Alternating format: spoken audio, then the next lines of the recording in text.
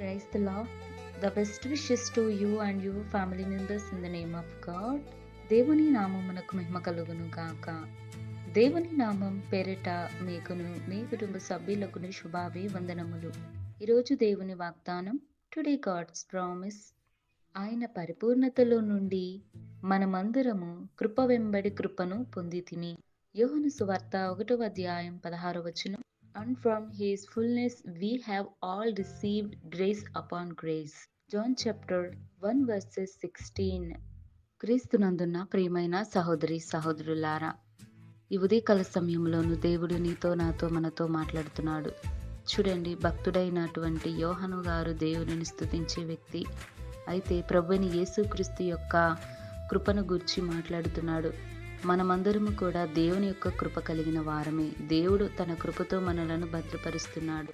ఆయన పరిపూర్ణతలో నుండి మనమందరము కృప వెంబడి కృపను పొందుకొని ఉన్నామని దేవుడి రోజున వాగ్దానం చేస్తున్నాడు. చూడండి, ఎంత చక్కని మాట దేవుడు మనకు బయలుపరుస్తున్నాడు. ఆయన కృపతో మనలను భద్రపరుస్తున్నాడండి. మనం ఆయనకు ప్రార్థించకపోయినా సరే దేవుడు మాత్రం మనలను విడిచిపెట్టడం లేదు. ఆయన మనలను ప్రేమిస్తున్నాడు. తన కృపతో మనలను కావలిగా ఉంటున్నాడు. అంతటి గొప్ప దేవుడు ప్రభువైన యేసుక్రీస్తు వారు. ఆయన సింహాసనం మీద ఆసీనుడై ఉండి నిన్ను నన్ను మనలందరినీ చూస్తున్నాడు.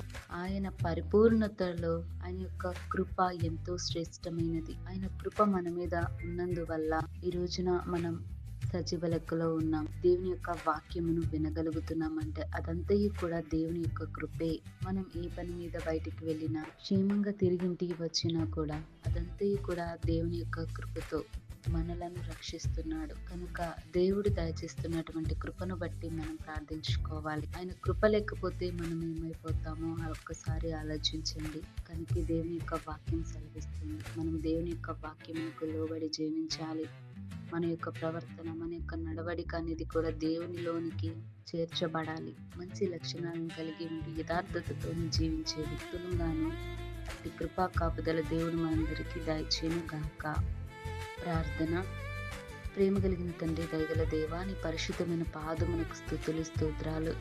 తండ్రి, నీ కృపతో ఈ రోజున మమ్మల్ని అందరినీ భద్రపరిచి ఉన్నావు ప్రభు. కేవలం నీ యొక్క పరిపూర్ణత, యొక్క శ్రేష్టమైనటువంటి కృపతో మమ్మల్ని అందరినీ దీవించినందుకు దేవా స్తోత్రాలు. నీ యొక్క కృప వెంబడి కృపను మేము పొందుకొని ఉన్నామని నమ్ముతున్నాము దేవా. అట్టి కృప దయచేయండి.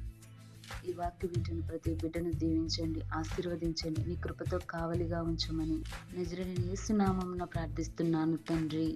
ఆమేన్.